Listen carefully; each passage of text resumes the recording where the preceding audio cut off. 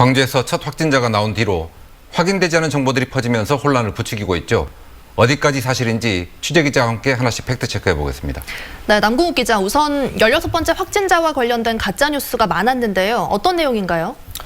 네, 확인되지 않은 정보들이 많이 있었는데 특히 이 정보가 시민들을 불안하게 했습니다. 16번째 확진자 땡땡마트 직원인가입니다. 사실 이게 사실이라면 시민들이 극도로 불안해할 텐데 사실이 아닌 걸로 밝혀졌죠? 네, 사실이 아닙니다. 광주시가 어제 브리핑에서 사실이 아니라고 밝혔습니다. 구체적으로 이 16번째 확진자가 무슨 일을 하는지는 말할 수 없지만 시중에 떠돌고 있는 이 정보들은 사실이 아니라는 겁니다. 네. 마트 직원으로 일하면서 1,300명과 접촉했다는 소문도 당연히 확인되지 않은 헛소문입니다.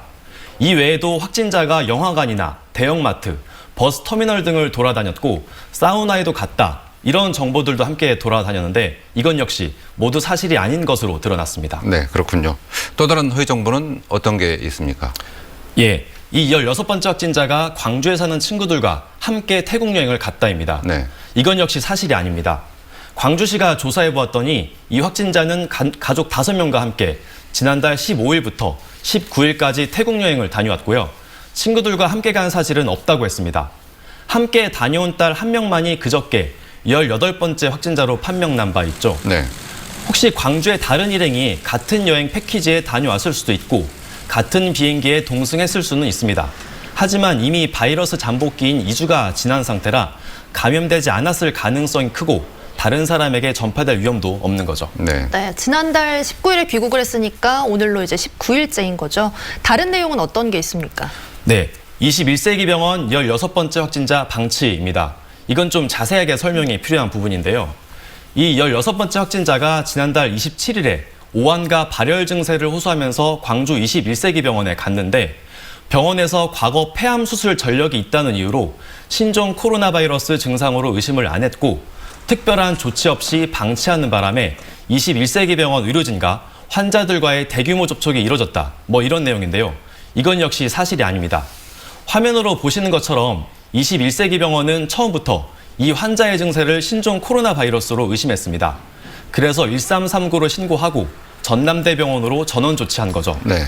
뭐 결국 당시 기준으로 태국 입국자는 검사 대상이 아니라는 보건소와 질병관리본부의 말을 듣고 다시 21세기 병원으로 돌아오긴 했지만 그때 이미 광주 21세기 병원 의료진들이 감염을 의심하고 있었던 상황이었거든요.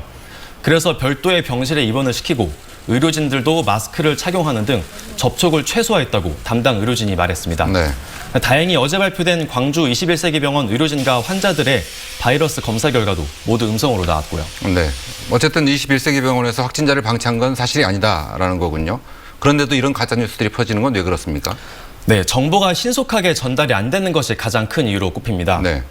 이게 확진자는 발표가 되는데 이 확진자가 어디 사는지 어디를 돌아다녔는지는 다음 날에나 확인이 되거든요. 네. 그러니까 시민들이 제일 궁금한 게 아무래도 이 부분이잖아요. 혹시나도 접촉을 했는지가 궁금하니까요. 그렇다 보니까 확인되지 않은 추측성 정보들이 생성이 되는 거고 또 사람들이 그걸 여기저기 퍼다 나르는 거죠. 당국 발표가 직장 폐쇄 같은 조치보다 늦게 이루어진 것도 문제입니다. 네. 실제로 16번째 확진자의 오빠이자 22번째 확진자의 직장인 광주 우편 집중국은 지난 4일에 임시 폐쇄됐는데요.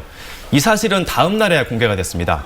안 그래도 불안한데 누가 어디서 접촉했다, 그래서 폐쇄한다 이런 내용도 안 알려주고 폐쇄해버리니까 추측성 정보들이 생성되는 거죠. 네. 잘 들었습니다. 네, 지금까지 남궁욱 기자였습니다. 수고했습니다.